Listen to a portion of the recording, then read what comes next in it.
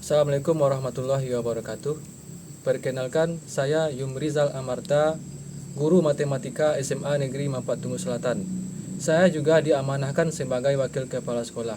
Selain itu, saya juga guru penggerak Angkatan 8. Pada kesempatan kali ini, saya akan menjelaskan praktik baik yang telah saya lakukan, yaitu tentang pemanfaatan media pembelajaran interaktif untuk diferensiasi konten. Salah satu paradigma dalam kurikulum Merdeka adalah proses pembelajaran dapat dilakukan dengan memperhatikan kebutuhan belajar peserta didik, yaitu dapat dilakukan dengan pembelajaran berdiferensiasi, di mana menurut Tomlinson, salah satu bentuk pembelajaran berdiferensiasi itu adalah diferensiasi konten. Situasi pertama yang saya hadapi di SMA Negeri Mampat Tungu Selatan adalah adanya miskonsepsi terkait pembelajaran berdiferensiasi, di mana mereka menganggap bahwa pembelajaran diferensiasi itu dilakukan dengan membedakan siswa sesuai dengan gaya belajarnya.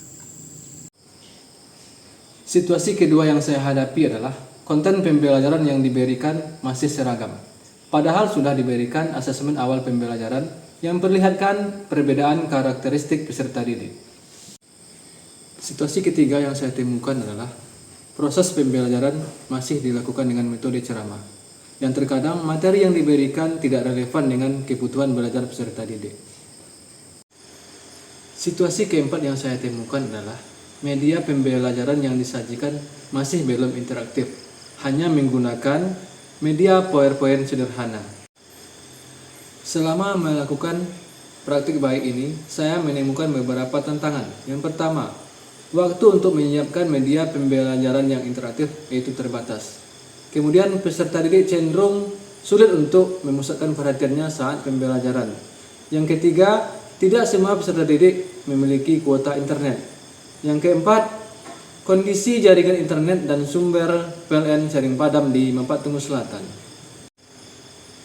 Untuk mengatasi tantangan ini, saya menyusun media pembelajaran interaktif di sela-sela waktu istirahat saya, yaitu mencari referensi di PMM, di Google, YouTube, TikTok, IG, ataupun sumber media sosial lainnya.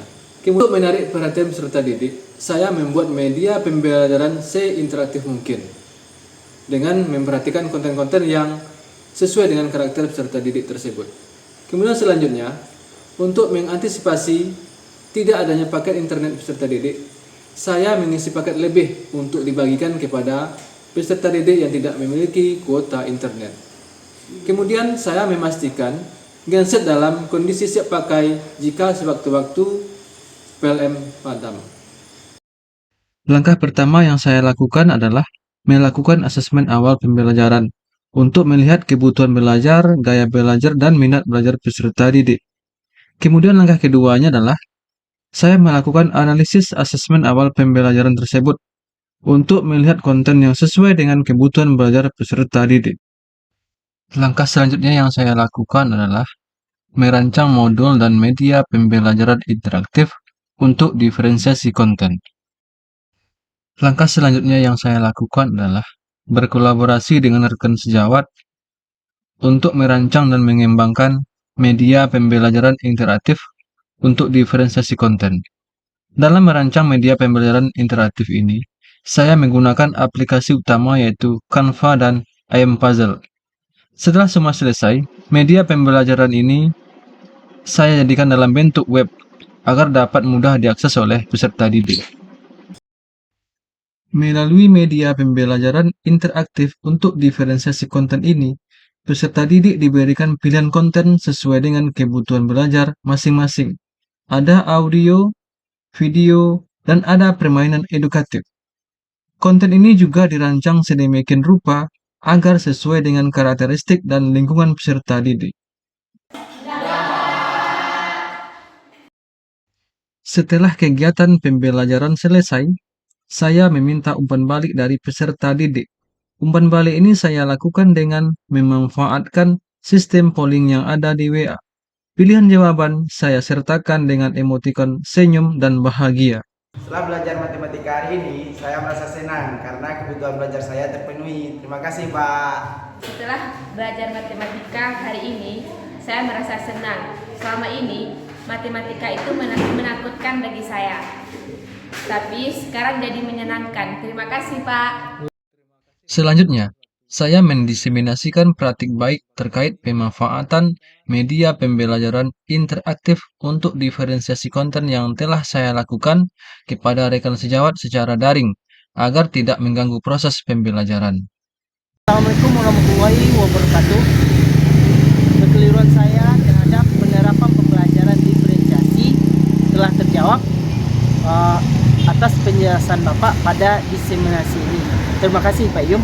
Assalamualaikum warahmatullahi wabarakatuh. Terima kasih sebelumnya Pak Yum atas penjelasan materinya. Kesalahpahaman saya terhadap pembelajaran diferensiasi selama ini sudah diluruskan dengan penjelasan Bapak pada diseminasi ini. Terima kasih.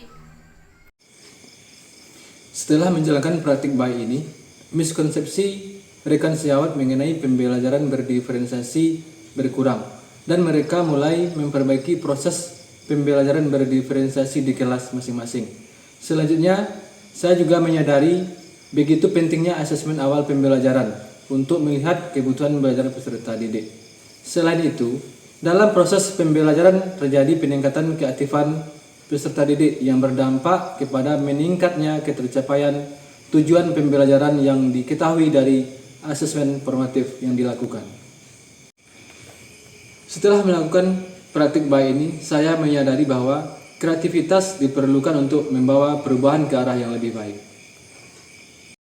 Perubahan itu akan terjadi jika adanya kolaborasi antara rekan sejawat dan pihak terkait lainnya.